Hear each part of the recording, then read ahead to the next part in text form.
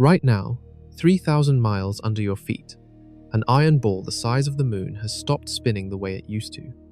It slowed down, then it reversed. And scientists only just proved it. That is not the only thing going wrong down there. A weak patch in Earth's magnetic shield has grown to nearly half the size of Europe, and it is getting worse every year. Satellites flying through it are already taking radiation hits. Meanwhile, up on the surface, our planet keeps breaking speed records, spinning faster than any point since we started measuring, then mysteriously slowing again, throwing off every atomic clock on Earth. We are going to travel into the molten heart of our planet, chase a magnetic pole racing towards Siberia, and stand inside the wobble that vanished for 5 years and came back flipped upside down. If this kind of thing interests you, hit like and subscribe. It helps this channel keep digging into the strangest parts of the world we live on. Get ready. We start now. Grab a globe, if you still have one lying around. Find the top. Now imagine that spot sliding sideways, day after day, like a marble rolling across a table. That is what Earth's magnetic North Pole is doing right now. For centuries, the magnetic North Pole barely moved. Explorers marked it on maps, and it stayed close to the same patch of Canadian ice for generation after generation. Then something changed. The pole woke up. It started walking. By the early 2000s, it was moving so fast that mapmakers could barely keep up. Today, it is racing away from Canada and heading towards Siberia, crossing more ground each year than it used to cross in a decade. Picture a runner who spent 100 years jogging in place, then suddenly took off, sprinting across an entire country. That is the scale of change we are talking about. This is not a compass acting up. This is the actual heart of our planet shifting its aim. Here is the part that should catch your attention. The magnetic pole is not attached to anything solid. There is no pin stuck in the ground up there. The pole is simply the spot where the invisible magnetic field lines, generated deep inside Earth, happen to point straight down. Move the source of that field, and the pole moves with it. So what is moving the source? Scientists point to something happening about 1,800 miles beneath the surface, where a layer of molten iron churns like a pot of boiling metal. This liquid iron sloshes and swirls in giant currents, and those currents generate Earth's magnetic field, the way a spinning bicycle dynamo generates electricity for a headlight. Change the swirl, and you change the field above it. Chris Finlay, a geomagnetism professor who has spent years tracking this shift using satellite data, describes Earth's magnetic field as far messier than most people imagine. It is not one clean bar magnet running from top to bottom. It is a tangled, shifting, living system built from overlapping patches of magnetism that grow, shrink, and drift independently of each other. That tangle is exactly why the pole is sprinting towards Siberia. Deep in the core, one magnetic patch has been gaining strength while another has been losing it. Picture two tug-of-war teams, one under Canada and one under Siberia. For a long time, the Canadian team was winning, holding the pole close to North America. Now the balance is tipping. The Siberian side is pulling harder, and the pole is being dragged across the Arctic toward it. Airlines already have to update their navigation systems because of this drift.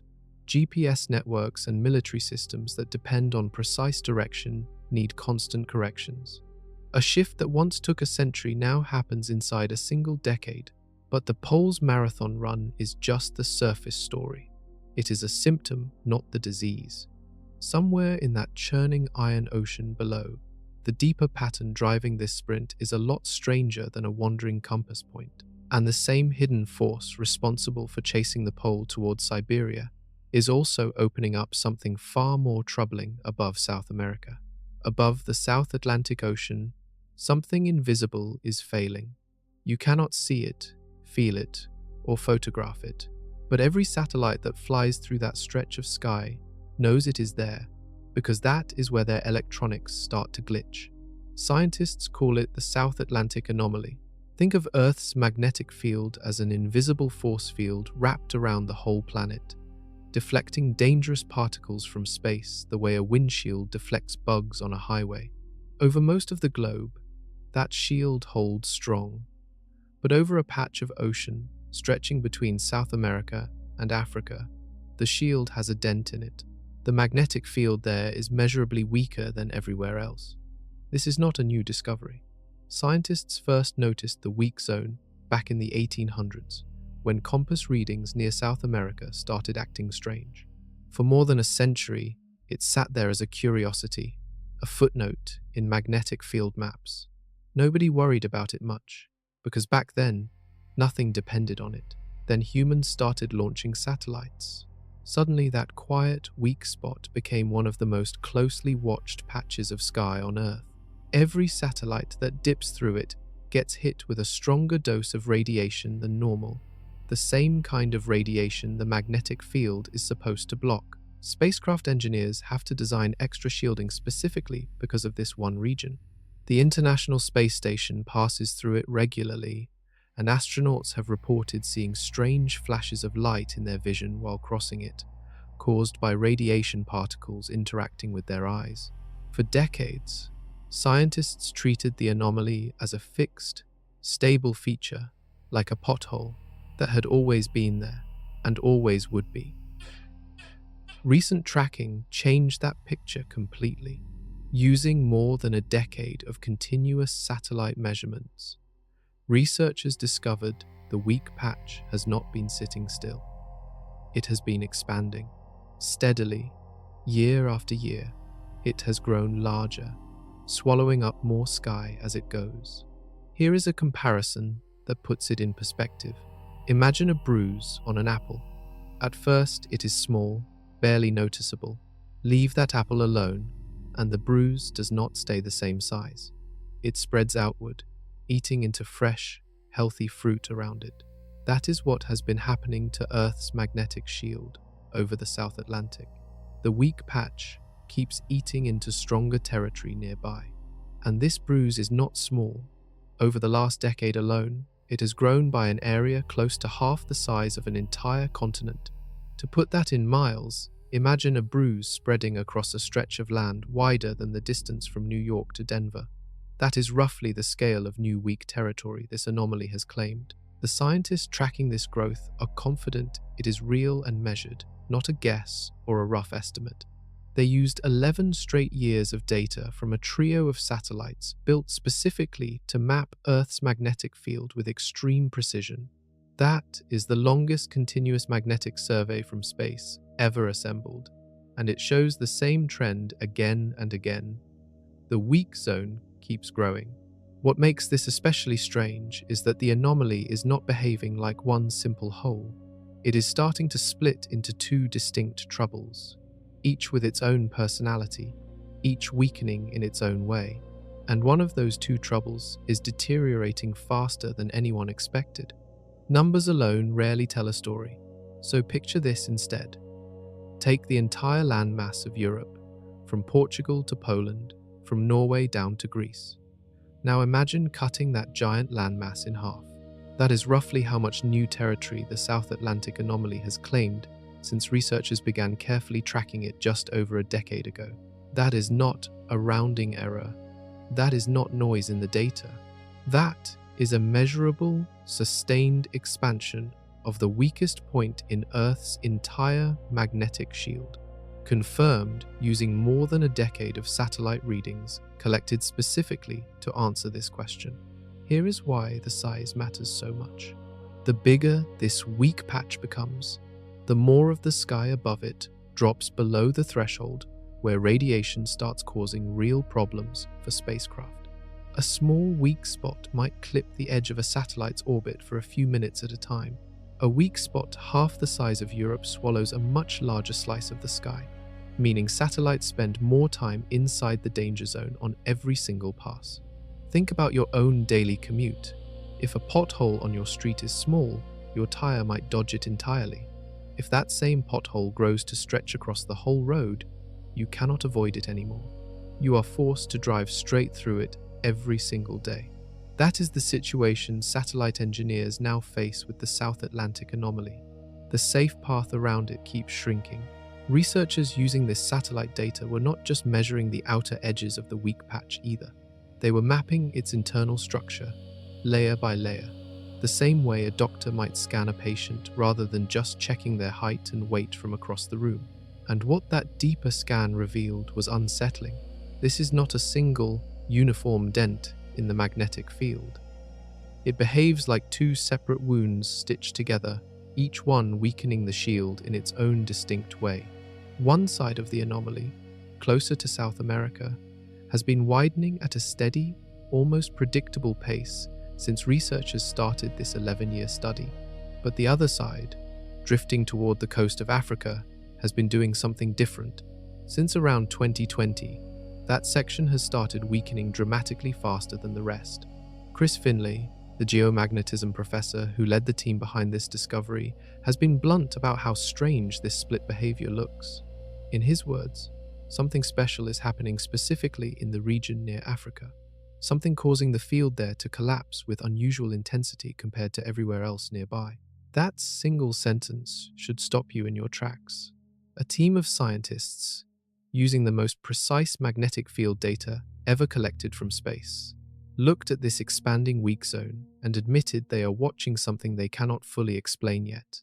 To understand why one side of this wound is bleeding faster than the other, we have to go where no satellite, no submarine, and no human being has ever physically traveled. We have to go down, past the crust, past the mantle, all the way to the boundary where Earth's molten metal ocean meets solid rock. Doctors know that not all injuries heal or worsen the same way. A shallow scrape and a deep gash might sit right next to each other on your arm, yet behave completely differently as your body tries to repair them. Earth's magnetic field, it turns out, has its own version of this problem. For years, scientists treated the South Atlantic anomaly as a single connected weak zone, one continuous dip in magnetic strength stretching across the ocean between South America and Africa. New, more detailed satellite mapping shattered that simple picture. When researchers zoomed in using 11 years of high-precision data, they found the anomaly is not one smooth dent. It behaves like two separate, connected but distinct trouble spots, each with a different cause, each changing at a different speed. Near South America, the weakening has followed a fairly steady, gradual slide, expanding outward year after year in a pattern researchers can track and roughly predict. It is like a slow leak in a tire, annoying, worth watching, but consistent. Near Africa, the story flips completely. That section has been losing strength at a noticeably faster rate, and that faster collapse only kicked into gear recently, within just the last several years. That is not a slow leak anymore. That is a tire losing air fast enough that you can hear it hissing. Chris Finlay, the professor leading this research, put it simply. The anomaly is not one single block of weakness. It is changing differently on each side, and something specific to the African side is driving that field down harder than anywhere else nearby. Why would one half of a connected weak zone behave so differently from the other? The answer is not happening anywhere near the surface. It is happening in a place so remote that no instrument built by humans has ever touched it directly. Beneath our feet, past thousands of miles of solid rock, lies the boundary where Earth's liquid outer core meets the base of the mantle. This is the churning layer of molten iron responsible for generating our planet's entire magnetic field in the first place. The same layer we talked about earlier, acting like a bicycle dynamo, turning motion into magnetism. Scientists studying this boundary have identified patches within it that behave in a genuinely backward way. Patches where the magnetic field, instead of pushing outward like it should, gets pulled back down into the core itself. These backward patches sit almost directly beneath the fastest weakening section of the anomaly, right around the coast of Africa. And using the satellite data, scientists were able to do something remarkable. They tracked one of these backward patches actually moving, drifting steadily westward across the boundary beneath Africa over the past decade. A patch of reversed magnetism, buried nearly 2,000 miles underground, is on the move, and every mile it travels appears to drag the weak zone above it deeper into trouble. This raises an obvious, uncomfortable question. If something that far underground can shift enough to visibly reshape our planet's magnetic shield from space, what else might be stirring down there that we have not detected yet? Every disaster movie has that moment where a crack that started small suddenly speeds up right before everything gives way. Scientists studying the South Atlantic anomaly just watched a real version of that moment play out in the data, and it is happening on the African side of the weak zone right now. Until around 2020, both sides of the anomaly had been weakening at roughly comparable paces. Since then, the section drifting toward Africa has pulled sharply ahead, losing magnetic strength at a pace the South American side simply is not matching. Think about two campfires burning side by side, fed by the same pile of wood. For a while, they burn at about the same rate. Then, without warning, one fire suddenly roars brighter and consumes its fuel twice as fast as the other. Even though nothing on the surface looks different, something underneath changed the equation. That is essentially what researchers are watching happen with this magnetic weak zone, except instead of fire consuming wood, it is empty space consuming magnetic protection. This matters because the African side of the anomaly sits closer to some of the fastest growing satellite corridors and flight paths on the planet. As that section of sky loses protective strength faster than its neighbor, the radiation risk for anything passing through it climbs at the same accelerated pace. Scientists are cautious about jumping to dramatic conclusions here, and that caution is worth respecting. Nobody studying this data is claiming Earth's magnetic field is about to vanish overnight. What they are saying, clearly and on the record, is that a specific, measurable process is unfolding beneath Africa right now, and it is intensifying the weak spot faster than anywhere else nearby. Chris Finlay and his team believe the accelerated collapse traces directly back to that drifting reversed patch we just talked about, the one crawling westward along the core boundary underground. As that patch moves, it appears to be actively working against the normal magnetic field in the region above it, cancelling out protection instead of contributing to it. Here is a comparison that might help. Imagine two people pushing against opposite sides of a heavy door. As long as they push with equal force, the door stays roughly in place. Now imagine one person suddenly pushes much harder. The door swings faster in that direction, even though the other person never stopped pushing at all. The reversed patch beneath Africa is essentially pushing harder against the normal magnetic field, and the door, in this case Earth's protective shield, is swinging open faster than expected. Satellites monitoring this region have already had to adjust their radiation shielding calculations because of this accelerated weakening. Engineers who once built spacecraft, assuming a certain, fairly stable level of protection over this patch of ocean, are now having to plan for a shield that keeps thinning faster than their older models predicted. All of this traces back to the same churning layer of molten iron nearly 2,000 miles below our feet. And that layer holds more secrets than just one drifting patch. Deep within it, scientists have identified an entire category of strange magnetic behavior working directly against the way Earth's field is supposed to function. Picture a water fountain. Normally, water shoots up and out from the center, arcing outward in every direction. Now, imagine one small section of that same fountain doing the exact opposite, sucking water back down into the pipe instead of spraying it out. That would look wrong immediately, because it defies how the whole system is supposed to work. Deep beneath the South Atlantic, roughly 1,800 miles down, at the boundary between Earth's molten outer core and the solid rock of the mantle above it, scientists have found magnetic patches doing exactly that kind of backward behavior. They call them reverse flux patches. Under normal conditions, in the southern hemisphere, Earth's magnetic field lines should flow outward from the core, up through the mantle, up through the crust, and out into space, the same way water sprays outward from that fountain. That outward flow is a basic, expected feature of how our planet's magnetism works. But beneath the South Atlantic anomaly, something different is happening. In certain patches, the magnetic field lines do not flow outward at all. Instead, they curve back downward, plunging back into the core rather than escaping from it. Chris Finlay, describing this discovery, said it plainly. Normally, scientists would expect field lines coming out of the core in this hemisphere. Instead, in these specific patches, the field goes the wrong way, heading back into the core rather than away from it. This is not a small technical detail. These reverse flux patches are directly responsible for why the South Atlantic anomaly exists in the first place. Wherever a reverse patch sits, it actively works against the normal outward flow around it, effectively punching a hole in the shield exactly where that backward flow is happening. Think of it like a tug-of-war rope with dozens of hands pulling in one direction, and then, in one specific spot along that rope, someone quietly starts pulling the opposite way. The overall rope might still move mostly in the intended direction, but right at that one spot, the tension weakens, maybe even reverses locally. Multiply that effect across a wide section of the ocean floor's magnetic boundary, and you get a permanent dent in the shield above it. What makes this discovery especially significant is that scientists did not just prove these reverse patches exist.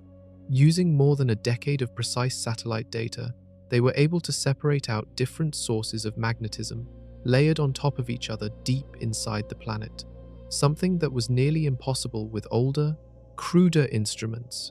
This kind of detailed separation is what finally let researchers understand why some parts of Earth's magnetic field are getting weaker, while other parts, elsewhere on the globe, are actually getting stronger at the very same time. And these reverse patches are not frozen in place. At least one of them has been tracked moving steadily westward, crawling across the core boundary beneath Africa year after year. A patch of magnetism running in the wrong direction, embedded almost 2,000 miles beneath solid rock, is drifting across the bottom of our planet like a slow-moving storm system, and its motion is reshaping the sky above entire oceans. Storms on the surface of Earth get names, get tracked, get forecast days in advance on the evening news. Deep underground, nearly 2,000 miles beneath the coast of Africa, a different kind of storm has been crawling along in near total silence, and scientists only recently gained the tools to actually watch it move. That storm is the reverse flux patch we just introduced, the spot at the core boundary where magnetism flows backward instead of forward. Using more than a decade of continuous satellite measurements, researchers were able to do something that had never been done with this kind of precision before. They tracked the patch's exact position year after year and confirmed it is steadily drifting westward, crawling across the boundary beneath the African continent. This westward creep is not just a curiosity. Scientists directly connect this movement to the accelerated weakening happening in the South Atlantic anomaly's African side, the collapse we covered a few chapters back. As the reverse patch drifts, it appears to drag the zone of weakened magnetism along with it, expanding and intensifying the hole in Earth's shield as it goes.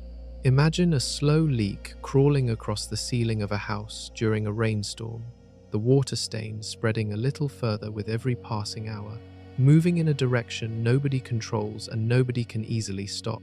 Homeowners can only watch, measure, and try to predict where the damage will spread next.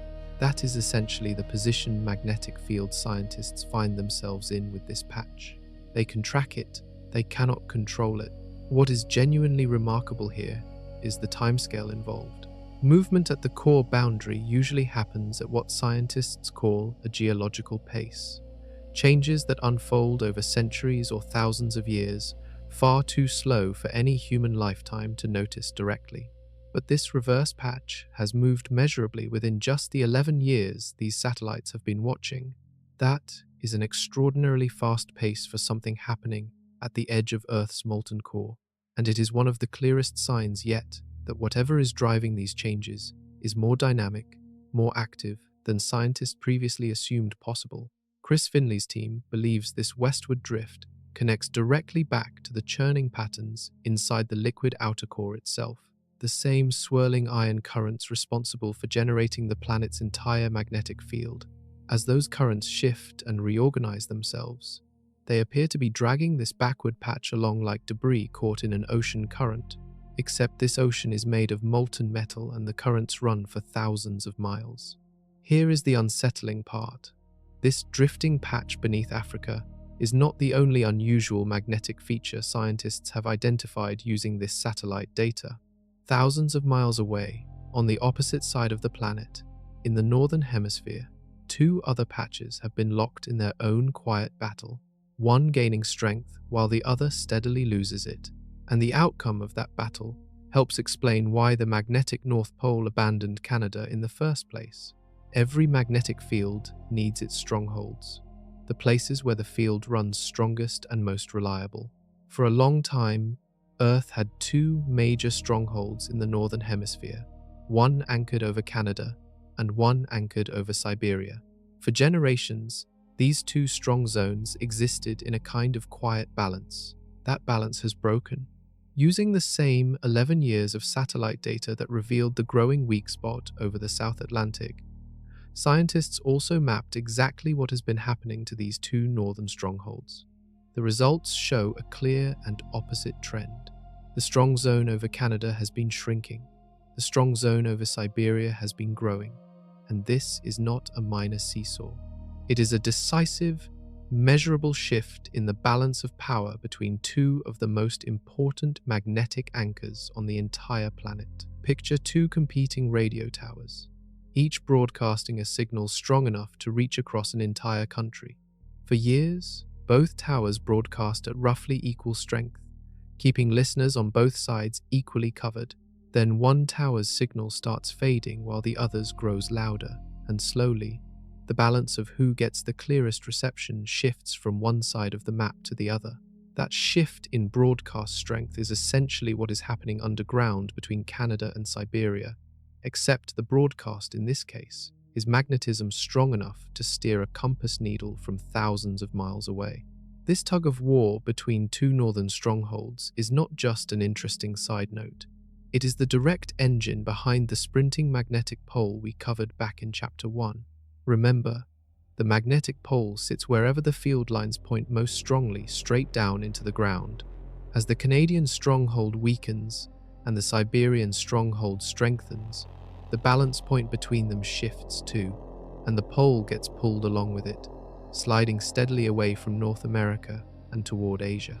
Scientists tracking this shift describe it as one of the clearest, most complete examples of how deep, invisible changes inside Earth translate directly into something you could technically watch happen on a map, year after year, in real time. This has never been possible before Swarm, the satellite mission responsible for this data, because no previous instrument could measure changes this precisely or this consistently over such a long stretch of time. The scale of this shift deserves its own moment, though, because the numbers involved are not small, gradual nudges. They represent some of the largest movements in regional magnetic strength recorded anywhere on the globe during this entire 11-year study. And once you see exactly how much ground each side has won or lost, the sprint towards Siberia stops looking like a curiosity and starts looking like the visible tip of something much bigger happening underground. Numbers like percentages can slide right past you if you are not paying attention. So here is the number that matters. The strong magnetic zone that has anchored itself over Canada for as long as scientists have been measuring it has shrunk by an area of Earth's surface almost equal to the entire country of India. Stop and actually picture that.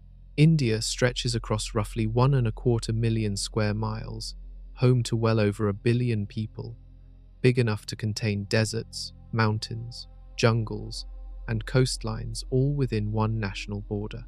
Now imagine a patch of magnetic protection over Canada, roughly that same size, simply fading away over the course of about a decade. This shrinkage was measured using the full 11 years of satellite data collected by the Swarm mission, comparing detailed magnetic maps from the start of the study all the way through to the most recent readings. The Canadian strong zone lost about 0.6% of Earth's total surface area in magnetic coverage. That might sound tiny as a raw percentage, but Earth's total surface area is enormous. roughly 197 million square miles, which is exactly why 0.6% still translates into a landmass rivaling one of the largest countries on the planet. Think about it like a glacier. A glacier losing 0.5% of its total ice volume in a single year does not sound alarming written as a percentage on a page. But picture that same loss as an actual wall of ice, stretching for miles, simply gone, melted away, never coming back. The percentage hides the true physical scale of what actually happened. The same trick applies here. 0.6% sounds modest. An area the size of India, quietly losing its magnetic strength, does not sound modest at all. Why does this matter beyond the raw scale of it? The strong zone over Canada has historically acted like an anchor, helping hold the magnetic North Pole in its traditional territory. As that anchor weakens, it loses its grip. Combine that weakening anchor with the growing strength over Siberia we are about to cover, and you get exactly the kind of imbalance capable of dragging the entire magnetic pole across the Arctic at the accelerated pace scientists have documented in recent decades. Researchers are careful to frame this as a natural process, something Earth's magnetic field has done in various forms throughout its multi-billion-year history. This is not something caused by human activity, and it is not evidence of an imminent catastrophe. It is, however, one of the clearest demonstrations scientists have ever captured of just how much raw magnetic territory can shift in a remarkably short window of time, when measured with instruments precise enough to actually catch it happening.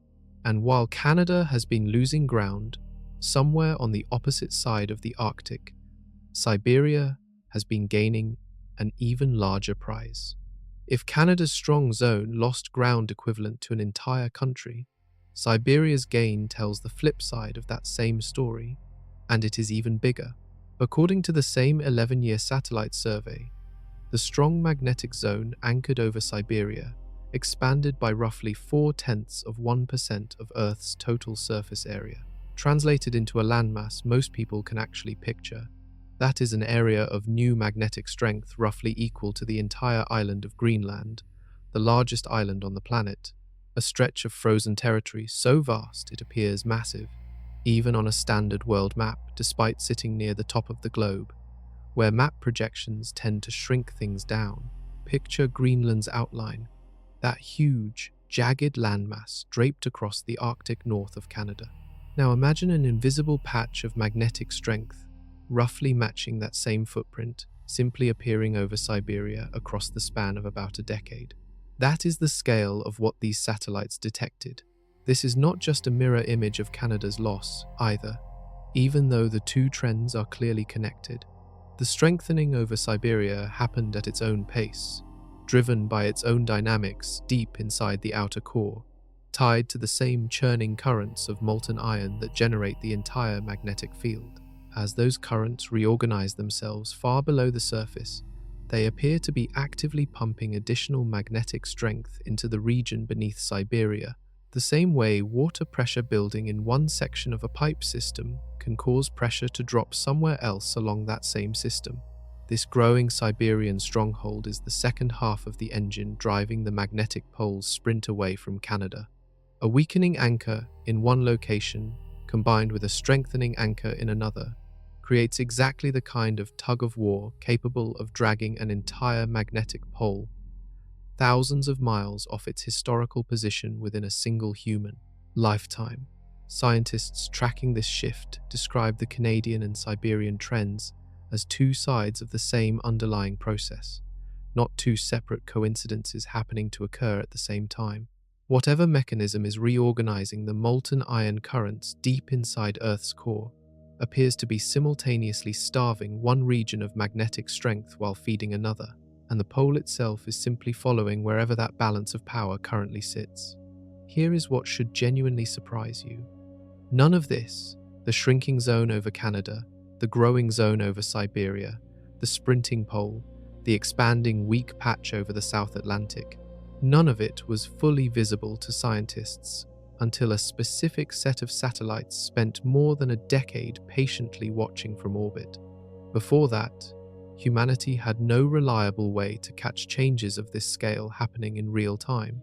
And these particular satellites were not just measuring Earth's magnetic field from a comfortable distance, they were flying directly through the most dangerous parts of it, again and again, collecting the very data that exposed how much protection has already been lost. Somewhere above the South Atlantic Ocean right now, a satellite is passing through the weakest patch of Earth's magnetic shield, and its onboard computer just got hit by a wave of radiation strong enough to scramble its memory. This is not a hypothetical future risk. This is happening today, on a regular basis, to real spacecraft orbiting our planet. The South Atlantic anomaly, that growing weak patch we have been tracking through this entire journey, is widely recognized by aerospace engineers as one of the most significant radiation hazards in low Earth orbit, and it has earned that reputation for a very concrete reason. Earth's magnetic field normally acts like an invisible force field, trapping and deflecting high-energy particles streaming in from the sun and from deep space, protecting satellites the same way it protects life on the surface below. But over the South Atlantic anomaly, that shield thins out dramatically. The protective bubble of magnetism that usually keeps dangerous particles at a safe distance sags inward here, allowing bands of radiation that normally stay far out in space to dip down much closer to satellite altitudes. Picture a fence built to keep wolves away from a farm. Most of that fence stands tall and solid, but right in one section, the fence sags down low, barely knee-high, and wolves keep slipping through that exact gap, no matter how strong the rest of the fence is. Satellites orbiting through the South Atlantic anomaly are essentially crossing through that low, sagging section of fence, over and over, on every single orbit. Engineers who design satellites already have to account for this. Extra radiation shielding gets added to spacecraft components specifically because designers know the satellite will eventually cross this patch of sky. Even with that extra shielding, engineers still report increased rates of single event upsets, sudden, unpredictable glitches where a stray radiation particle flips a bit of data inside a computer chip, potentially corrupting information or triggering a temporary system malfunction. For most satellites, these glitches are a manageable nuisance, something ground control teams handle through backup systems, error-correcting code, and careful monitoring. But as the South Atlantic anomaly continues expanding, as we covered several chapters ago, the sky area affected by this danger keeps growing too. More satellites spend more time inside the danger zone on every single orbit, which means more opportunities for these radiation-related glitches to occur. This is not just a problem for robotic spacecraft either. Human beings orbiting Earth right now, inside pressurized modules built specifically to keep them alive, are flying through this exact same weakened patch of sky on a regular basis, and their bodies are just as exposed to that radiation as any onboard computer chip. 300 miles above the South Atlantic Ocean, astronauts aboard orbiting space stations have reported something strange happening inside their own eyes. Not on a screen, not through an instrument, inside their actual vision, while they are wide awake, simply looking around their spacecraft. Astronauts crossing through the South Atlantic anomaly have described seeing flashes and streaks of light, even with their eyes closed, even in a completely dark cabin. These are not hallucinations, and they are not equipment malfunctions. Scientists believe these flashes happen when high-energy radiation particles, the same particles the weakened magnetic field fails to block over this specific region, pass directly through the retina or the visual processing centers of the brain, triggering a flash of light perception even though no actual light entered the eye at all. Think about static on an old television screen. Those random little flickers and specks that used to appear when a signal was weak or interrupted. Now imagine that static happening inside a human eyeball instead of on a television screen, triggered not by a bad antenna, but by subatomic particles crashing directly into living tissue. That is roughly the physical process astronauts are describing. This radiation exposure is a genuine, actively managed concern for crewed space missions. Mission planners have to carefully track how long astronauts spend inside the anomaly zone during each orbit, and they monitor cumulative radiation exposure across an astronaut's entire mission to keep it within established safety limits. Spacecraft systems, including sensitive electronics that support life support and navigation, are specifically hardened against the elevated radiation levels known to occur in this region. It is not only astronauts in orbit who deal with this. Commercial airplanes flying certain long-haul routes that pass near the South Atlantic anomaly also experience measurably higher radiation exposure for both crew and passengers during those specific flight segments, compared to flights that avoid the region entirely. Airlines and aviation safety regulators factor this into flight planning and crew radiation exposure tracking, treating it as a legitimate occupational health consideration for pilots and flight attendants who fly these routes regularly over the course of a career. None of this radiation exposure is currently at a level considered dangerous for a single flight, or even for an entire astronaut mission under current safety protocols. But here is the part that connects everything we have covered so far. As the South Atlantic anomaly continues to expand, exactly as scientists have documented over the past 11 years, the geographic area affected by this elevated radiation grows right along with it. More flight paths, more orbital paths, more time spent inside the weakened zone for every satellite, every astronaut, every airplane crew that happens to cross through it. This is our shield weakening in a way we can already measure, already feel the consequences of in the present day. But this current weakening is a small preview compared to something far more extreme that Earth's magnetic field has done before, and may be capable of doing again. Somewhere in the rock beneath your feet, frozen in place for millions of years, is a record of Earth doing something almost impossible to imagine. Not once, dozens of times, the entire magnetic field of our planet has completely flipped, north becoming south, south becoming north, over and over throughout Earth's long history. Scientists know this happened because rock itself keeps a record. When certain molten rock cools and hardens, tiny mineral particles inside it lock into place, aligning themselves with whatever direction Earth's magnetic field happened to be pointing at that exact moment. Like millions of microscopic compass needles frozen mid-swing, geologists can drill into ancient rock layers, measure the direction those frozen particles point, and effectively read a magnetic diary stretching back hundreds of millions of years. That diary shows dozens of complete reversals throughout Earth's history. Sometimes flips happened relatively close together, separated by only tens of thousands of years. Other times, the field stayed locked in one direction for tens of millions of years before flipping again. There is no fixed schedule, no predictable countdown clock ticking toward the next one. The pattern is genuinely irregular, which is exactly why scientists cannot simply calculate a date and tell you when the next flip will happen. Picture flipping a giant bar magnet end over end, except this magnet is the size of a planet, and instead of happening in an instant, the flip unfolds gradually over a span of time that can stretch anywhere from a few hundred years to several thousand years from start to finish. The most recent complete reversal happened roughly 780,000 years ago, an event scientists refer to using a name tied to two of the researchers who first identified it in the geological record. Since then, Earth's field has stayed pointed in its current direction, the direction your compass follows today, for far longer than many previous stretches between flips throughout the planet's history. This raises an obvious question, one scientists get asked constantly: are we overdue? The honest answer is complicated. Because the spacing between flips varies so wildly throughout Earth's history, there is no reliable way to calculate an overdue date the way you might calculate when a library book is late.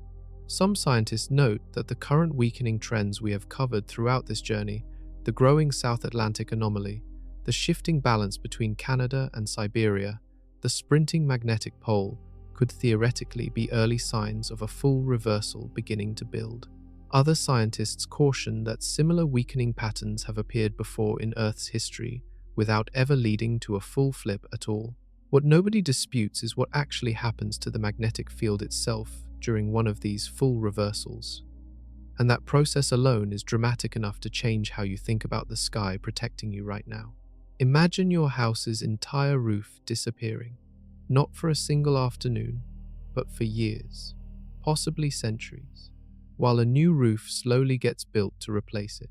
That is roughly what happens to Earth's protective magnetic shield during a full polarity reversal, based on evidence scientists have pieced together from the geological record. During a magnetic reversal, the field does not simply switch instantly from pointing one direction to pointing the opposite direction like flipping a light switch. Instead, evidence suggests the field weakens dramatically first, potentially dropping to a small fraction of its normal strength, before a new, oppositely oriented field gradually rebuilds itself from scratch.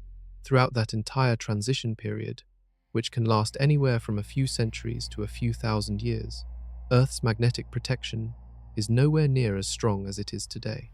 During this weakened window, the field can also become far messier and more chaotic than the clean, organized shield we rely on now. Instead of one dominant north and one dominant south, evidence suggests multiple weaker magnetic poles can appear simultaneously, scattered unpredictably across the globe, rather than neatly anchored near the top and bottom of the planet. Picture a security fence that normally runs in one continuous, solid line around an entire property. During a reversal, that fence does not just get shorter, it gets torn into scattered, disconnected sections. Some sections facing the wrong direction entirely, gaps opening up in places that used to be fully covered.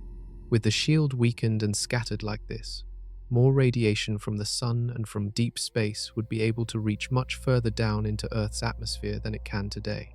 This does not mean life on the surface would be instantly wiped out. Earth's atmosphere itself provides a significant amount of additional protection against radiation, separate from the magnetic field entirely, and that atmospheric shield would remain fully intact throughout any magnetic reversal.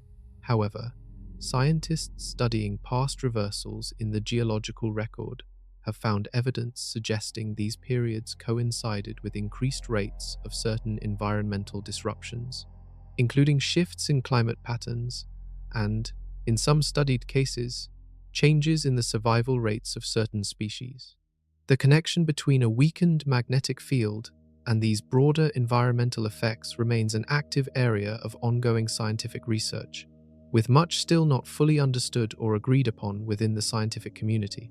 What is well established is this: satellites, power grids, and long-distance communication systems, none of which existed during any of Earth's previous reversals, would face a fundamentally different kind of vulnerability during a future reversal than anything human civilization has ever previously experienced. A weakened, scattered magnetic field combined with the kind of intense solar radiation events the sun periodically produces could pose genuine risks to modern electrical infrastructure on a scale far beyond what currently happens during the South Atlantic anomalies' radiation effects on individual satellites. One particular reversal event, far more recent and far shorter than a full polarity flip, has drawn intense scientific interest because of a species that may have felt its effects directly. Roughly 42,000 years ago, Earth's magnetic field did something unusual. It did not complete a full reversal, north swapping permanently with south. Instead, it wobbled dramatically off course for a relatively short window of time before snapping back to its original orientation. Scientists call this kind of temporary, incomplete flip an excursion, and this particular one carries a name tied to the region where evidence of it was first clearly identified. During this event, evidence gathered from ancient tree rings, sediment layers, and ice cores suggests Earth's magnetic field weakened dramatically, dropping to a small fraction of its normal strength for a period lasting several hundred years. Some researchers estimate the field weakened enough to allow significantly more cosmic radiation to reach the upper atmosphere than normal, potentially disrupting atmospheric chemistry and altering climate patterns across large portions of the globe. This particular window in history happens to overlap with a major, well-documented transition in human history. Neanderthals, a closely related human species that had survived successfully across Europe and parts of Asia for hundreds of thousands of years, disappeared from the fossil record within roughly this same general time frame, while modern humans continued expanding into the same territory. Some researchers have proposed a connection between these two events, suggesting the environmental stress caused by a temporarily weakened magnetic field, potentially combined with resulting changes in climate, ultraviolet exposure, or atmospheric conditions, may have placed additional pressure on Neanderthal populations already facing other survival challenges during this period. It is important to say clearly that this connection remains a genuinely debated hypothesis within the scientific community, not an established, settled conclusion. Many researchers studying Neanderthal extinction point instead to other well-supported factors, including competition with modern humans for resources, interbreeding between the two populations, and long-term climate shifts, unrelated to any magnetic field event. The magnetic excursion theory is one thread among several competing explanations, and most scientists studying this period consider the true cause of Neanderthal disappearance to be complex, likely involving multiple overlapping pressures, rather than any single dramatic event. Still, the timing overlap between a documented magnetic field weakening and the disappearance of an entire human species from the fossil record remains a genuinely fascinating area of ongoing research, one that connects the invisible, deep Earth processes we have been tracking throughout this entire journey to the actual survival story of ancient humans who once shared this planet with our own ancestors. Everything we have covered so far, the sprinting pole, the growing weak zone, the reversed patches, the shifting balance between continents, all of it originates from the same source, a place scientists have never been able to visit directly, studied only through indirect clues, 3,000 miles beneath the ground you are standing on right now. If you could somehow drill straight down through the earth, past the crust, past thousands of miles of solid rock, past an entire ocean of molten metal, you would eventually reach something almost impossible to picture. A solid ball of iron and nickel, roughly the size of our actual moon, sitting at the very center of the planet, glowing under pressure so extreme it defies easy comparison. This is Earth's inner core, and it sits more than 3,000 miles beneath the surface. A solid metallic sphere surrounded on all sides by the swirling liquid metal of the outer core, the same molten layer responsible for generating the magnetic field we have spent this entire journey exploring. No human being, no submarine, no drill ever built has come remotely close to reaching it directly. The deepest hole humans have ever drilled into Earth barely scratches the surface compared to the distance separating us from the inner core. So, how do scientists know anything about it at all? The answer is earthquakes. When a powerful earthquake strikes anywhere on Earth, it sends seismic waves rippling outward in every direction, including straight down through the planet's center. Some of those waves pass directly through the inner core before emerging on the opposite side of the globe, where sensitive instruments can detect them. By carefully measuring exactly how those waves behave, how fast they travel, how they bend, how long they take, scientists can piece together an indirect picture of what the inner core looks like and how it behaves, similar to how a doctor uses an ultrasound to see inside a body without ever needing to cut it open. For decades, scientists assumed this iron moon simply sat there, more or less locked in place relative to the rest of the planet, spinning along with everything else in a stable, predictable way. That assumption turned out to be wrong. Using decades of earthquake data, particularly by comparing seismic waves from earthquakes that happened to strike the exact same location years apart, researchers discovered the inner core has actually been spinning independently from the rest of the planet at its own pace, sometimes faster than the mantle and crust surrounding it, sometimes slower. Picture a marble suspended inside a jar of thick honey. free to rotate at its own pace regardless of how fast you spin the jar itself. That is roughly the relationship between Earth's inner core and everything surrounding it. The solid crust and mantle we live on spin at one pace. The molten outer core swirls and churns at another. And somewhere in the very center, that solid iron moon spins according to its own separate rhythm entirely. Recently, that separate rhythm did something scientists had never definitively confirmed before. It slowed down so dramatically that, relative to the ground beneath your feet, the core actually appears to be moving backward. For the first time in roughly 40 years, Earth's inner core has been caught doing something scientists had long debated but never fully confirmed. It is spinning slower than the rest of the planet, so much slower that, relative to the surface, it now appears to be drifting backward. To be clear about what this actually means, the inner core has not started spinning in the opposite direction like a record player suddenly running in reverse. In an absolute sense, it is still rotating the same general direction as everything else on Earth. But because it has been moving slower than the mantle and crust surrounding it, its position relative to the surface has effectively started sliding backward, the same way a slower car on a highway appears to drift backward relative to a faster car speeding past it, even though both cars are still moving forward. Researchers confirmed this using an especially clever method. They searched through decades of earthquake records, looking specifically for pairs of earthquakes that struck the exact same location on Earth, years or even decades apart. Because these repeating earthquakes originate from the identical spot, any difference in how their seismic waves traveled through the inner core reveals exactly how that core's position has shifted between the two events, almost like taking two photographs of the same object from the same angle, years apart, and comparing them directly for any change.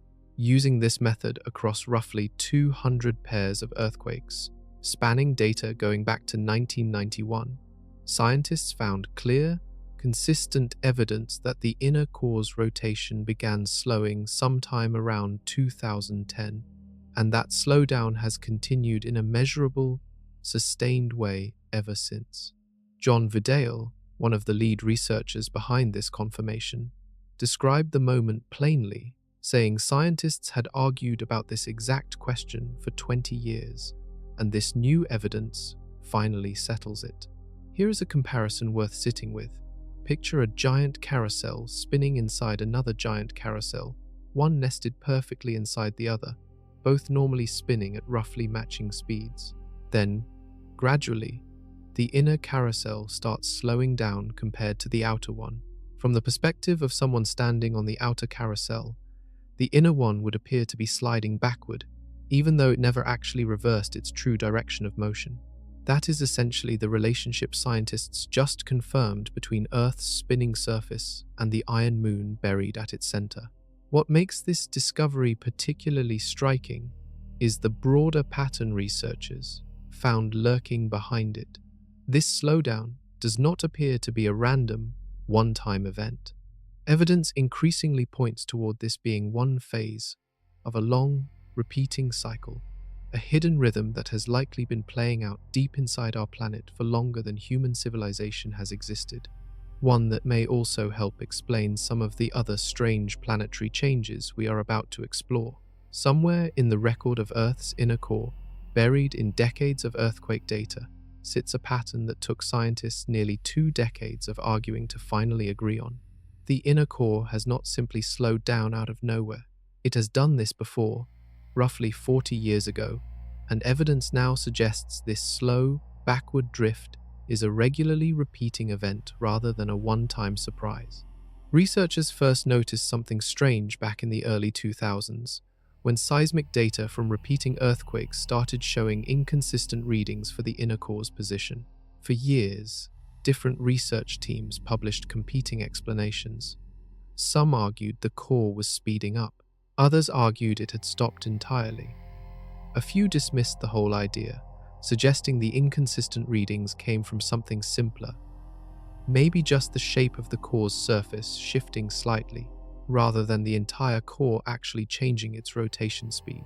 This back and forth debate ran for roughly 2 decades, with each new study adding another piece to a puzzle nobody could fully assemble. Then, using the improved method of comparing repeating earthquake pairs across a much longer stretch of time, going back to 1991, researchers finally found the missing piece. They discovered clear evidence of an earlier slowdown, one that occurred decades before the current one, following what appears to be a strikingly similar pattern. Picture a pendulum swinging on an enormous, extremely slow clock, one where a single swing from one side to the other takes decades rather than seconds. Scientists studying the inner core now believe they are watching that pendulum in the middle of one of its long, slow swings, and this is not the first swing they have caught evidence of happening. This discovery reframed the entire conversation. Instead of asking whether the inner core's slowdown was a strange, unprecedented anomaly, scientists could finally ask a more useful question. How often does this happen? And what does the full cycle actually look like? John Vidale, describing the significance of finally confirming this repeating pattern, said the 20 years of scientific arguing had finally been settled by this new evidence. That is a rare thing to hear from a scientist, an admission that a genuinely contentious, decades-long debate has reached a real resolution. Finding evidence of a repeating cycle also meant researchers could start estimating just how long a full cycle actually takes to complete, from one slowdown to the next. That number turned out to be far larger than almost anyone studying the inner core had initially guessed, stretching across a length of time that spans multiple entire human lifetimes.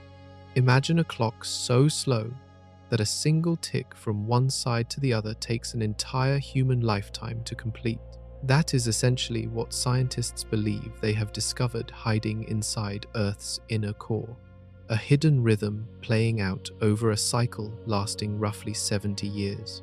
Using their extended dataset of repeating earthquake pairs, stretching from 1991 through recent years, researchers were able to piece together not just evidence of the current slowdown, and not just evidence of a previous slowdown decades earlier, but enough data points to estimate the full length of the cycle connecting them. That estimate landed at approximately 70 years, a span roughly matching a long human lifetime from birth to old age. According to this model, the inner core does not simply slow down once and stay slow forever. Instead, it appears to cycle steadily between speeding up and slowing down relative to the rest of the planet, swinging gradually from one extreme to the other and back again, over and over, across this roughly 70-year span. Think of it like the tide along a coastline, except stretched out to an almost unimaginable scale. Ocean tides rise and fall twice a day, driven by predictable gravitational forces from the moon and sun. The inner core's rotation appears to rise and fall too, just across a span of decades instead of hours, likely driven by a completely different set of forces. The churning of the molten outer core surrounding it, and the gravitational pull of the massive rocky mantle wrapped around everything.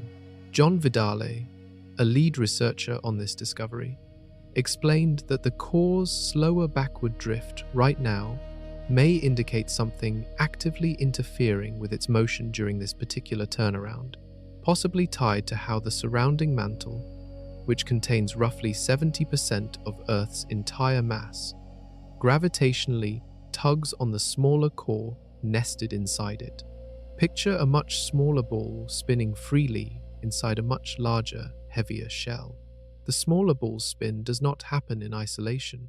It gets subtly influenced by the gravity and physical structure of the massive shell surrounding it, speeding up or slowing down depending on exactly how the two are currently aligned. That is roughly the relationship between Earth's inner core and the mantle wrapped around it, according to this 70-year cycle model.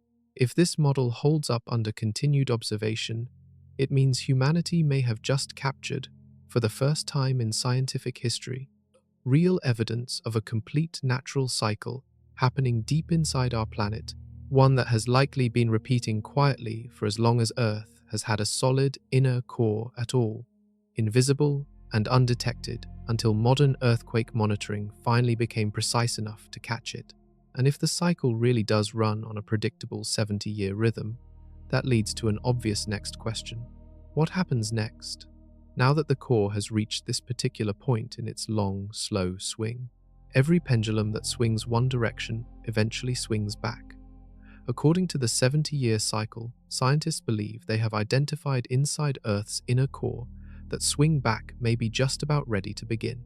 Based on the researchers' calculations, comparing the current slowdown to the pattern of the previous cycle roughly 40 years ago, the inner core appears to be approaching the point in its rhythm where it should begin speeding back up again, reversing its current backward drift and starting to outpace the rest of the planet's rotation once more. This prediction comes with real scientific weight behind it, not just hopeful guesswork.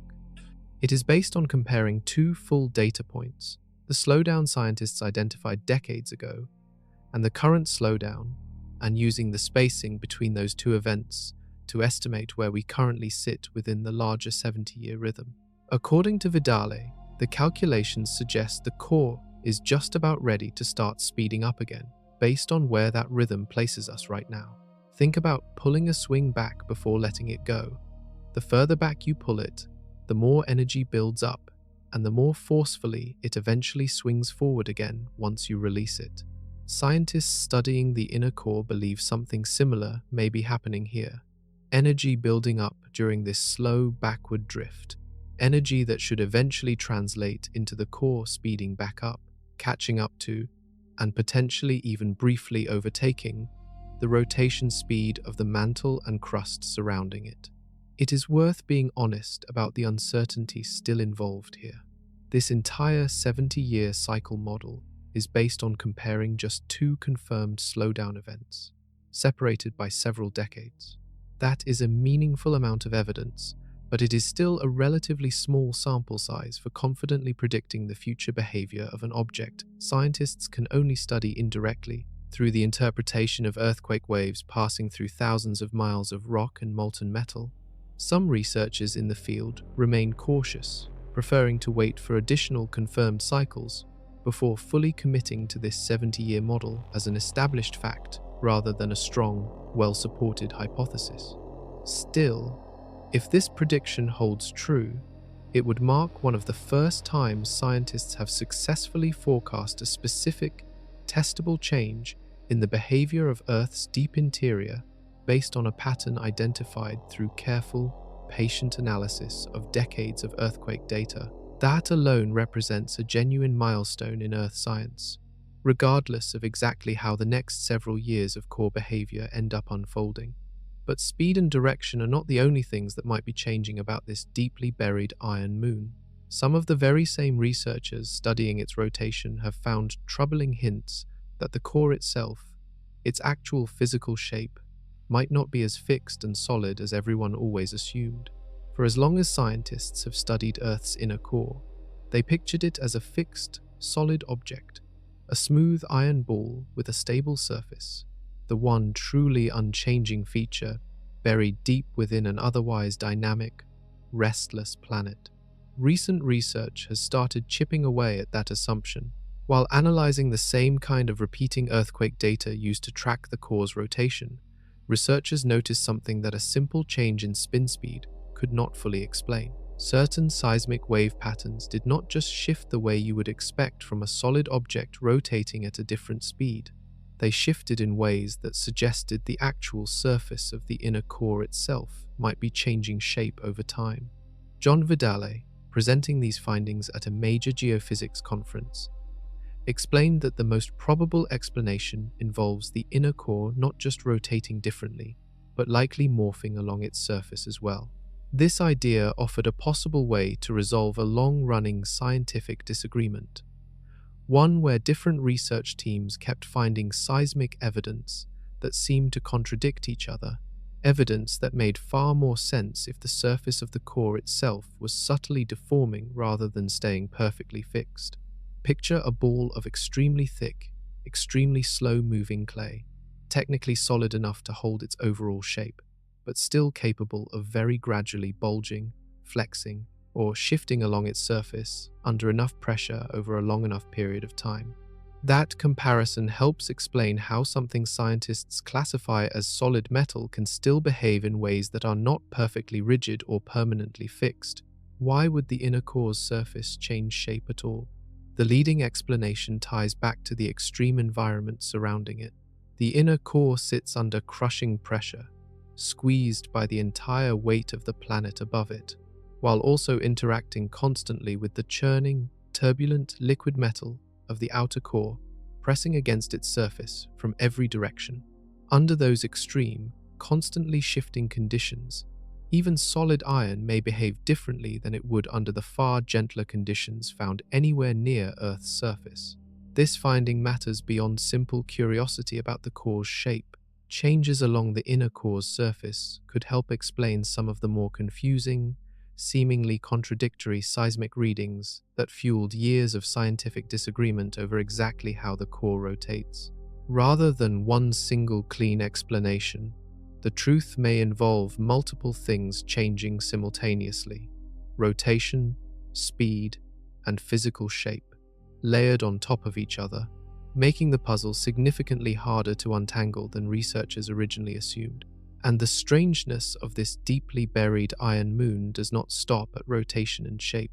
Some of the most cutting-edge research into the inner core has suggested it might not even be purely solid in the way scientists always assumed, hinting instead at something far stranger happening at the atomic level. Solid means solid, right?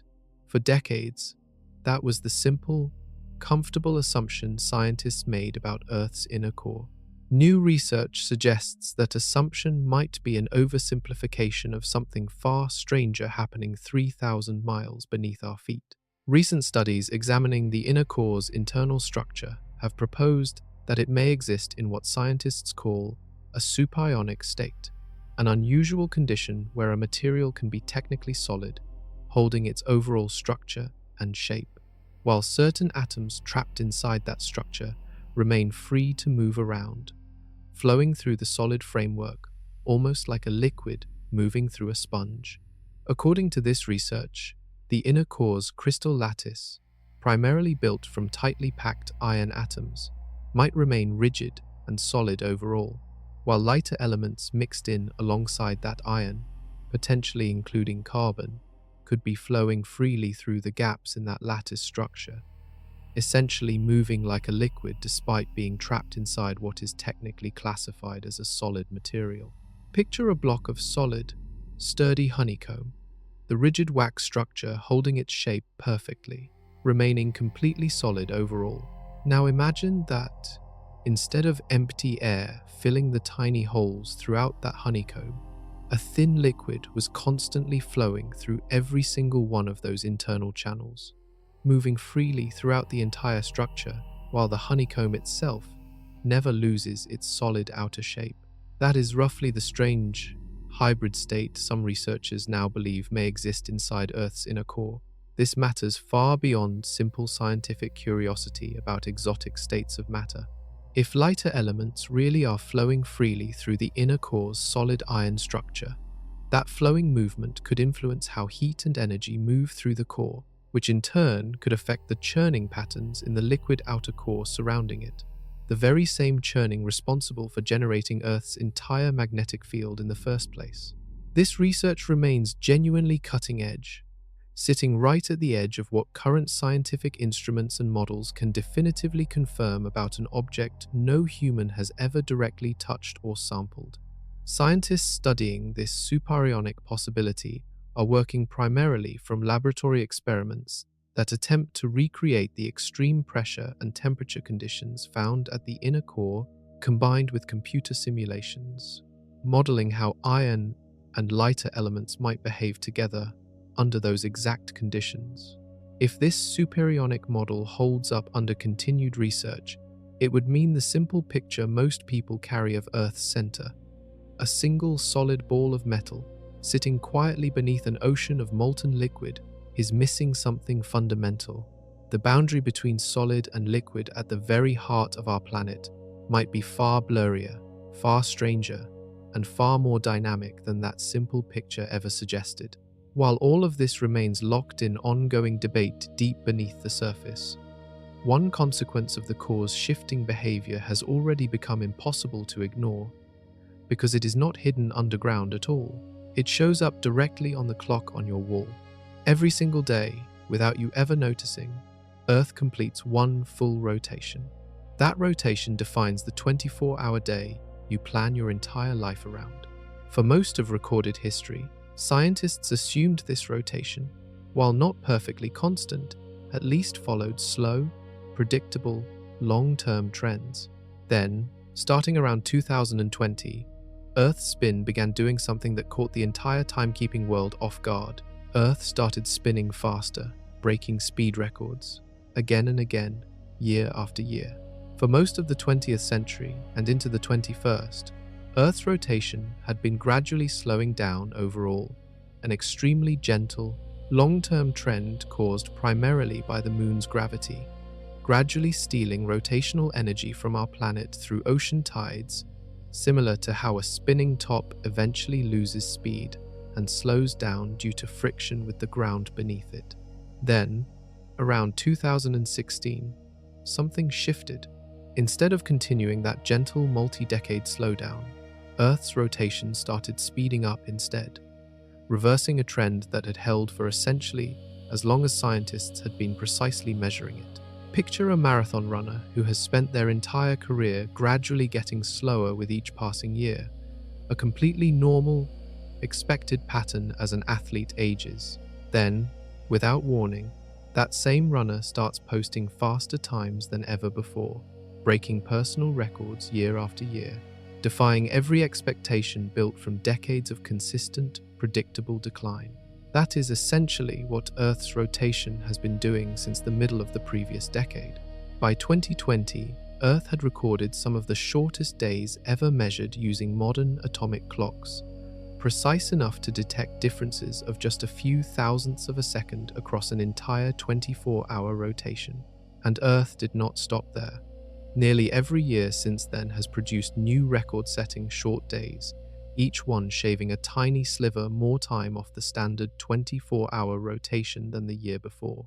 Scientists studying this speed-up point to several possible contributing factors working together. Changes deep within Earth's liquid outer core, the same molten layer responsible for generating the magnetic field and housing the reverse flux patches we explored earlier, appear to be slowing down in certain respects. Through a basic law of physics called conservation of angular momentum, the same principle that causes a spinning ice skater to speed up when they pull their arms in close to their body. A slowing core can actually cause the solid outer layers of Earth, the mantle and crust we live on, to spin faster to compensate. Additional factors likely include shifting patterns in Earth's atmosphere and oceans, along with the ongoing redistribution of mass caused by melting ice near the poles, all of which can subtly influence exactly how fast the solid planet beneath our feet completes each rotation. This speeding trend led directly to one specific day, a day that briefly held the honor of being the fastest, shortest rotation ever measured since precise atomic timekeeping began. On a single day in 2020, Earth's rotation reached a speed unlike anything scientists had ever precisely measured before. That day, Earth completed a full rotation about 1.5 milliseconds faster than the standard 24-hour benchmark of 86,400 seconds. A millisecond and a half might sound impossibly small, and in the context of your daily life, it genuinely is.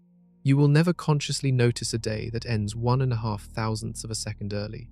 But in the extremely precise world of atomic timekeeping, where global positioning systems, international financial transactions, and worldwide communication networks all depend on timestamps accurate down to fractions of a millisecond, this kind of shift represents a genuinely significant, measurable event.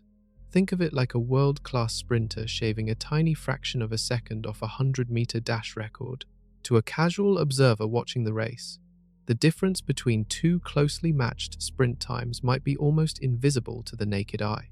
But to officials measuring the race with precise electronic timing equipment, that tiny fraction of a second represents the difference between a new world record and a forgotten also-ran performance. Earth's rotational speed operates under that exact same kind of precision.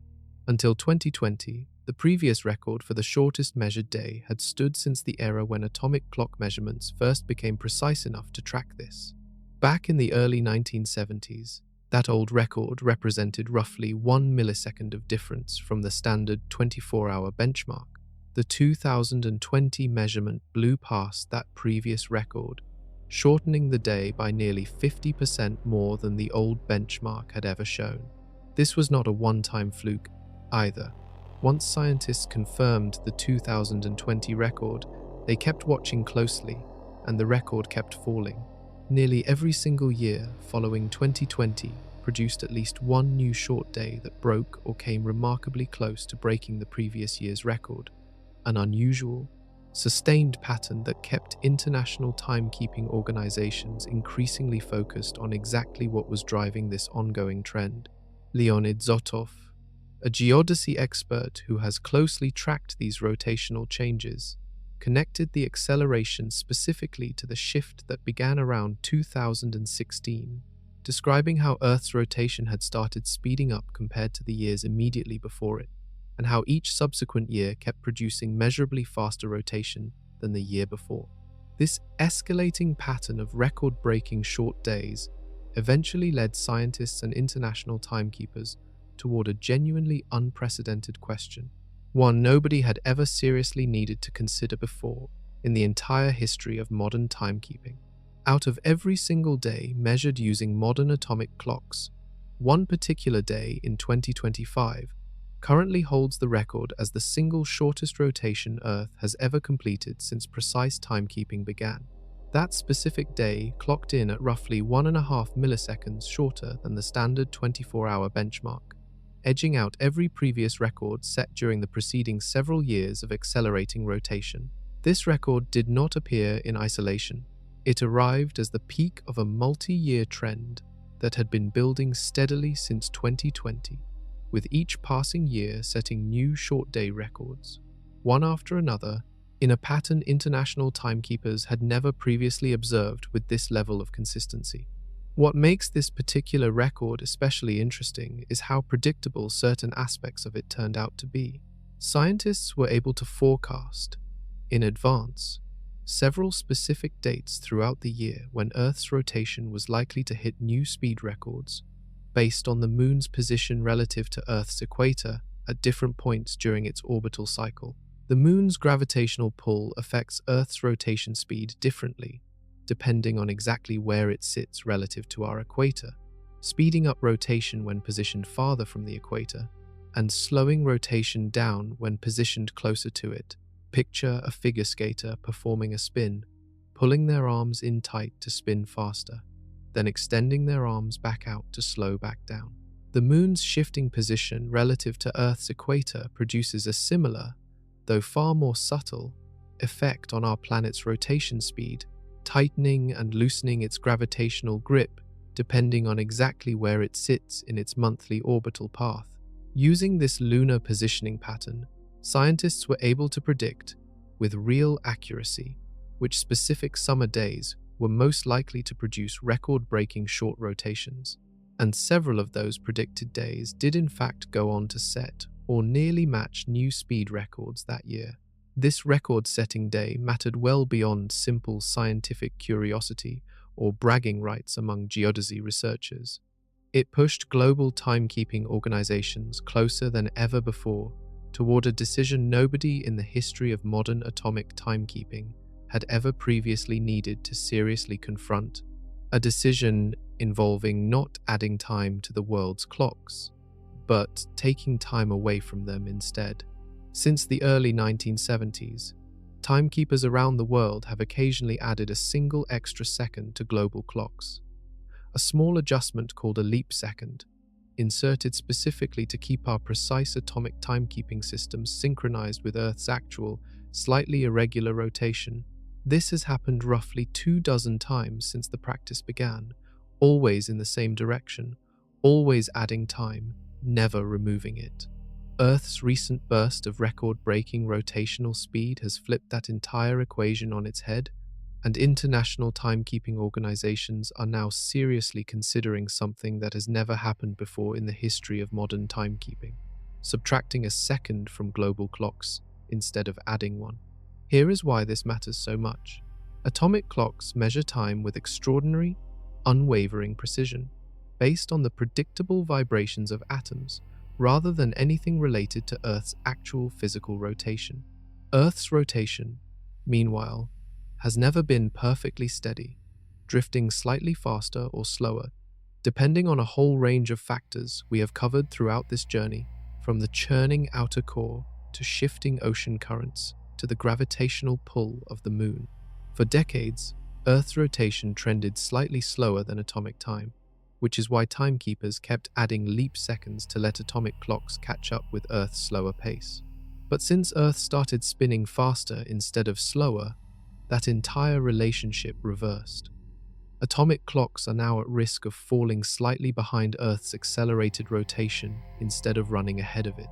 If this trend continues, timekeepers would eventually need to remove a second from global clocks instead of adding one, an event that has never happened before, not even once, since atomic timekeeping first began. Picture a marching band that has always needed to occasionally pause for a beat to let the drummer catch up to the rest of the group. For decades, that has been the only adjustment anyone needed.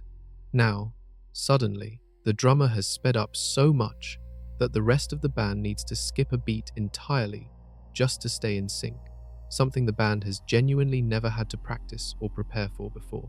This is not just a curiosity for scientists. A huge amount of modern technology, global positioning systems, international banking networks, telecommunications infrastructure, and computer networks worldwide depends on precisely synchronized timekeeping to function correctly. Engineers at major technology companies have expressed real concern about how smoothly a negative leap second, one that removes rather than adds a second, would actually work in practice, since this exact scenario has never been tested at a global scale before. Some experts warn it could trigger unpredictable technical problems across systems that have never been designed or tested to handle time moving backward by a full second all at once. Given the risk and complexity involved, international timekeeping bodies have been actively discussing an entirely different long-term solution, one that would replace the leap second system altogether with a much larger, much less frequent adjustment, changing how the entire world handles the gap between atomic time and Earth's actual, ever-shifting rotation. Ask 5 different scientists why Earth suddenly started spinning faster around 2016, and you will likely get 5 different combinations of an answer, because this remains one of the most actively debated open questions in modern Earth science. Nobody disputes that the speed up happened. The atomic clock data is precise, consistent, and confirmed by multiple independent research teams and international timekeeping organizations. What remains genuinely unsettled is exactly why it happened, and scientists studying the question have proposed several different contributing factors, none of which fully explains the entire trend on its own. One leading explanation points back to Earth's liquid outer core, the same churning layer responsible for generating the planet's magnetic field. Changes in how that molten layer moves and behaves can subtly transfer rotational momentum between the core and the solid mantle and crust surrounding it. If the core slows down in certain ways, conservation of angular momentum, the same principle behind a spinning ice skater speeding up as they pull their arms inward, can cause the solid outer portion of the planet to spin faster in compensation. A second explanation focuses on Earth's atmosphere and oceans. Shifting wind patterns, changing ocean currents, and redistribution of water mass around the globe can all subtly influence how fast the solid planet beneath them rotates, similar to how shifting cargo inside a spinning merry-go-round can speed up or slow down how fast the whole platform spins. A third explanation involves melting ice at the poles and the resulting redistribution of mass across the planet's surface. As ice melts and water moves from concentrated areas near the poles toward more spread out areas across the world's oceans, that redistribution can subtly change Earth's overall rotational speed, similar to how that same figure skater spins faster or slower, depending on exactly how their mass is distributed relative to their spinning axis. Leonid Zotov, a geodesy researcher who has closely studied this speed up, has suggested tidal forces likely play a meaningful role as well, tied to the complex, shifting gravitational relationship between Earth, the Moon, and the Sun. The honest, complete answer researchers currently give is that this recent acceleration likely results from multiple overlapping factors working together simultaneously, rather than any single, clean, isolated cause. Untangling exactly how much each individual factor contributes to the overall trend remains an active, ongoing area of scientific research, complicated by the fact that many of these contributing systems, the churning core, the shifting oceans, the melting ice, are all interconnected with each other in ways scientists are still working to fully understand. Just as researchers were settling into this genuinely puzzling new normal of accelerating rotation, Earth threw another curveball, one that caught nearly everyone by surprise. After years of breaking speed records, one after another, Earth's rotation has recently started doing something nobody fully expected. It appears to be slowing back down again, according to recent data from international timekeeping organizations. The shortest day recorded in 2026 measured noticeably less extreme than the shortest day recorded the previous year, suggesting the multi-year streak of accelerating rotation may have peaked and started reversing direction. Rather than continuing to set new all-time speed records, recent measurements show days gradually returning closer to the standard 24-hour benchmark, still running slightly faster than that benchmark overall, but by a meaningfully smaller margin than during the peak years just before it. Picture a roller coaster car that has been accelerating steadily downhill for several years straight, gaining speed with every passing month. Then, without any obvious dramatic event marking the turning point, that same car starts gradually losing momentum, drifting back toward a slower, steadier pace, even though nobody pinpointed the exact moment or the exact cause behind the shift. This reversal does not necessarily mean the negative leap-second concern has vanished completely.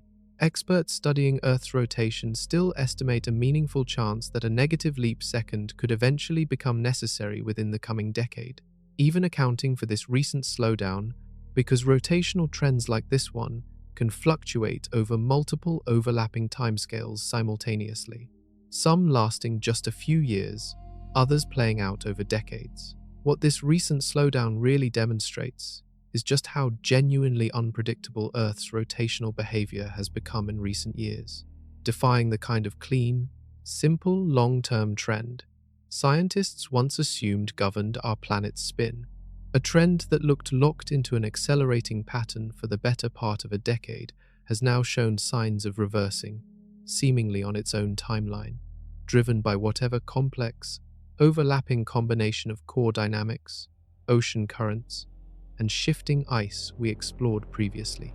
Leonid Zotov, whose research has closely tracked this entire roller coaster of acceleration and deceleration, represents exactly the kind of careful, patient, scientific observation this puzzle demands, watching for years at a time, waiting to see whether each new shift represents a genuine change in the underlying trend or simply short-term noise layered on top of a longer, slower pattern still playing out. This same kind of surprising reversal, a steady trend suddenly flipping direction seemingly on its own, shows up again in another feature of Earth's rotation entirely, one involving not how fast the planet spins, but how it wobbles while doing so.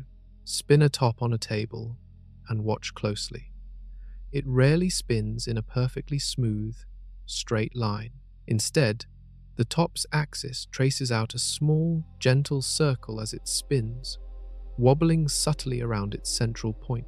Earth does something remarkably similar, tracing out its own gentle wobble as it rotates.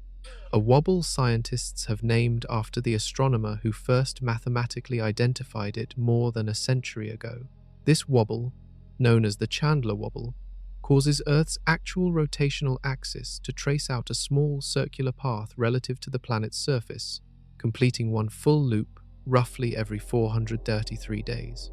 It is small, subtle, and completely undetectable in daily life, but precise enough instruments have tracked it consistently for over 60 years, treating it as one of the more reliable, predictable rhythms in Earth's overall rotational behavior.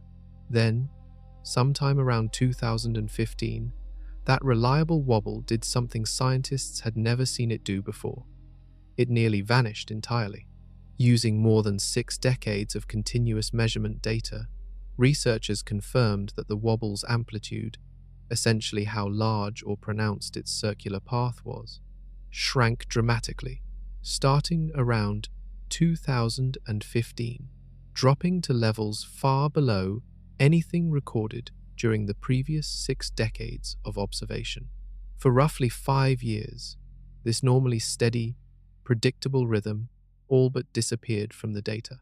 Picture a metronome that has kept a slow, steady beat for 60 straight years, consistent enough that musicians could set their watches by it. Then, without warning, that metronome's ticking grows fainter and fainter, nearly falling completely silent for 5 years straight, defying every expectation built from decades of unwavering consistency. Scientists analyzing this near disappearance used sophisticated mathematical techniques capable of detecting subtle changes in the underlying pattern of a signal, beyond just its basic size. That deeper analysis revealed something important. This was not simply the wobble getting quieter while staying fundamentally the same underlying process. The data showed a genuine change in the deeper mathematical character of the signal itself, years before and during the amplitude actually dropping, suggesting something more fundamental had shifted in whatever mechanism drives this wobble in the first place, rather than the wobble simply weakening on the surface while its underlying nature stayed the same. What makes this discovery particularly compelling is what happened next, once this rare, unprecedented lull finally ended. The wobble did not simply return to its old familiar rhythm exactly as it had been before. It came back changed. After nearly vanishing for roughly 5 years, Earth's Chandler wobble eventually returned, but it did not return the way it left. When researchers tracked the wobble's re-emergence after its unprecedented 5-year lull, they found something genuinely strange in the data. The wobble came back with its phase shifted by roughly 180 degrees compared to where the pattern would have been expected to continue if the original rhythm had simply paused and resumed unchanged. In simpler terms, the wobble essentially came back reversed, tracing its circular path in a pattern that had flipped relative to where it had been heading before it nearly disappeared. Picture a clock's second hand that mysteriously stops moving for a while, then eventually starts ticking again, except when it restarts, it begins sweeping around the clock face in the exact opposite direction from where it had been heading before it stopped. That is roughly the strangeness researchers found when they compared the wobble's pattern before its disappearance to its pattern after re-emerging. This phase reversal is not a small, easily dismissed technical detail. It suggests that whatever caused the wobble to nearly vanish in the first place was not simply a temporary reduction in strength, a brief lull followed by a return to business as usual. Instead, it points towards some kind of genuine, underlying shift in the physical process actually driving the wobble, a shift substantial enough to fundamentally alter the pattern's direction once it picked back up again. Scientists studying Earth's rotation believe the Chandler wobble is driven by a combination of factors, including shifting atmospheric pressure patterns and redistributions of mass in the oceans, similar to some of the same broad categories of forces suspected of contributing to Earth's overall rotational speed changes we explored several chapters ago. A significant, unprecedented disruption to this wobble, one dramatic enough to cause a near disappearance followed by a full phase reversal, suggests something meaningful shifted within one or more of these underlying systems around the same general time frame. Researchers analyzing this event used more than 60 years of continuous data, specifically because a change, this subtle and this significant, requires an extremely long, extremely precise baseline to properly detect and confirm. Their analysis confirmed this was a genuine dynamical regime change, not simply random noise or a minor blip easily explained away, providing some of the clearest evidence yet that Earth's rotational behavior involves layers of complexity. Scientists are still working to fully untangle, layer by layer, one unexpected discovery at a time. While Earth's solid body wobbles and spins in these newly discovered, unpredictable ways, an entirely different system, one made of moving water rather than solid rock, has been undergoing its own significant, closely watched transformation. Off the coast of the eastern United States, a massive, powerful current of warm water begins a journey that eventually helps determine the climate of an entire continent thousands of miles away. This system, called the Atlantic Meridional Overturning Circulation, carries warm water northward along the surface of the Atlantic Ocean, releases its heat into the atmosphere as it travels, then sinks and flows back southward along the ocean floor, completing a massive, continuous loop that scientists often compare to a giant conveyor belt. This conveyor belt plays a genuinely critical role in regulating climate across a huge stretch of the northern hemisphere. It is a major reason why northern Europe enjoys a noticeably milder climate than other regions located at similarly far northern latitudes around the world. Without this current delivering a steady supply of warmth northward, cities like London and Oslo would likely experience significantly colder average temperatures than they do today. Recent research indicates this critical current has been measurably weakening. Scientific measurements taken across the subtropical Atlantic, where researchers have the most reliable long-term data available, show the current slowing at a rate of roughly 1 sverdrup per decade, a unit of measurement scientists use to describe massive ocean water flow equal to 1 million cubic meters of water moving past a given point every single second. Picture a massive river, one so large it would make the Mississippi look like a small stream by comparison, gradually losing a measurable portion of its total flow every single decade. That is roughly the scale of movement scientists are tracking within this critical Atlantic current system. Scientists believe this weakening trend connects directly to broader changes in global climate patterns. As polar ice melts and adds additional fresh water into the North Atlantic, that fresh water dilutes the ocean's salt content in the exact region where this current normally sinks and turns southward.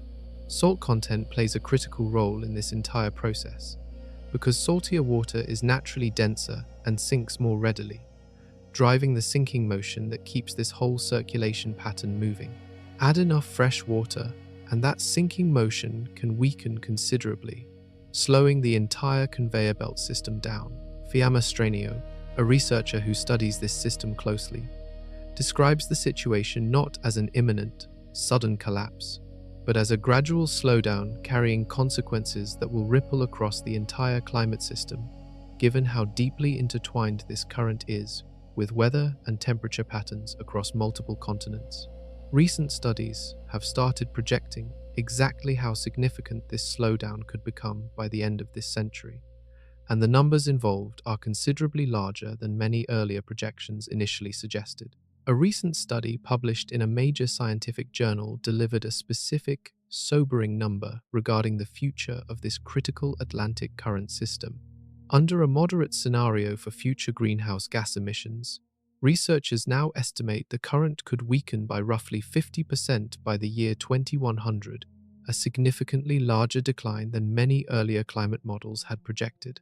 This new estimate came from researchers who combined decades of direct ocean observations with updated climate modeling techniques, producing a projection meaningfully larger than the roughly 30% decline suggested by earlier generations of climate models.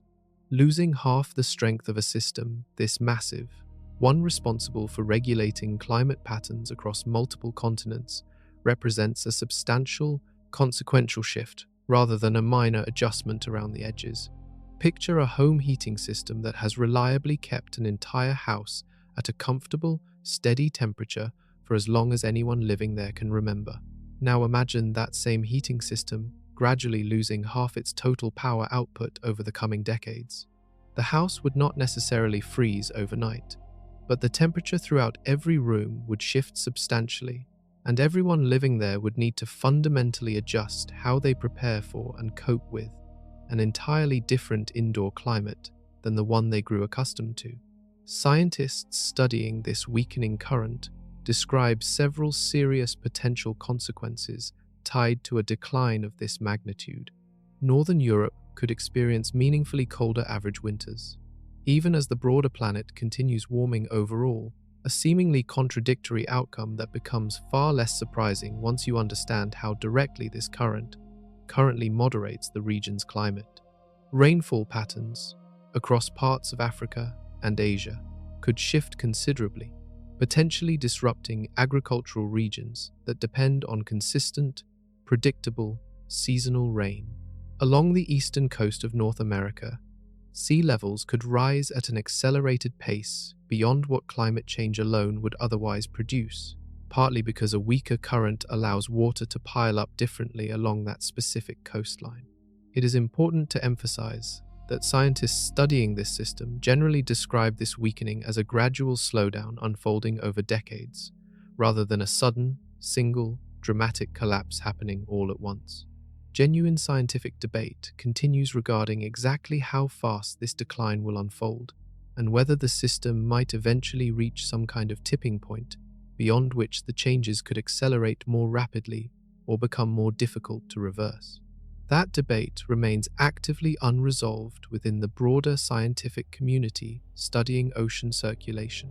What is not up for debate is the underlying trend itself, confirmed through multiple independent studies using different methods and different datasets, all converging on the same fundamental conclusion. This massive, critical current is weakening, and the pace of that weakening appears to be accelerating beyond what earlier research initially predicted. Look back across everything we have explored on this journey, and a single thread connects every single piece. A magnetic pole racing toward Siberia, a weak patch growing over the South Atlantic, splitting into two wounds, healing at different speeds. A reversed patch of magnetism crawling westward beneath Africa. Two northern strongholds, locked in a silent tug-of-war, one shrinking by an area the size of India, the other growing by an area the size of Greenland. An iron moon, 3,000 miles beneath our feet, slowing, reversing, possibly changing shape, possibly hiding a strange half-liquid state within its solid structure. A 70-year hidden rhythm, swinging slowly back and forth like a pendulum too massive and too slow for any human to feel directly. Earth's entire rotation breaking speed records, then mysteriously reversing course. A gentle wobble that vanished for 5 years and came back flipped. A massive ocean current, warming an entire continent, now measurably losing its strength. Every single one of these stories traces back to the same restless engine, buried deep inside our planet, churning and shifting in ways scientists have only recently gained the tools to actually observe and measure. At the center of nearly everything we covered sits that molten outer core, thousands of miles beneath the surface, an ocean of liquid iron constantly swirling, constantly reorganizing itself. That churning motion generates the magnetic field protecting every satellite, every astronaut, every living thing on this planet's surface. That same churning motion appears to influence how fast the solid Earth above it spins. It likely shapes the wobble, tracing its slow circle around our rotational axis. It may even connect, through mechanisms scientists are still working to fully understand, to patterns playing out in the massive ocean currents moving heat around our entire planet. None of what we have covered in this journey suggests Earth is broken, or failing, or approaching some kind of sudden catastrophic ending. What it reveals instead is something arguably more remarkable. Our planet is not the fixed, unchanging, solid ball many of us grew up picturing. It is a genuinely dynamic, living system, one where a shift beginning nearly 2,000 miles underground can ripple all the way up to satellites in orbit, all the way up to the length of your day, all the way up to the climate across entire continents. Scientists have only had the precise instruments necessary to detect many of these changes for the past decade or two, an almost imperceptibly small sliver of time compared to the vast, patient timescales these deep planetary rhythms actually operate on. Every year brings new satellite data, new earthquake analysis, new ocean measurements, steadily filling in a picture of our planet that grows more detailed, more complex, and more genuinely fascinating with each passing year. The ground beneath your feet has never actually been still. We are simply, for the first time in human history, finally learning how to listen closely enough to hear it moving.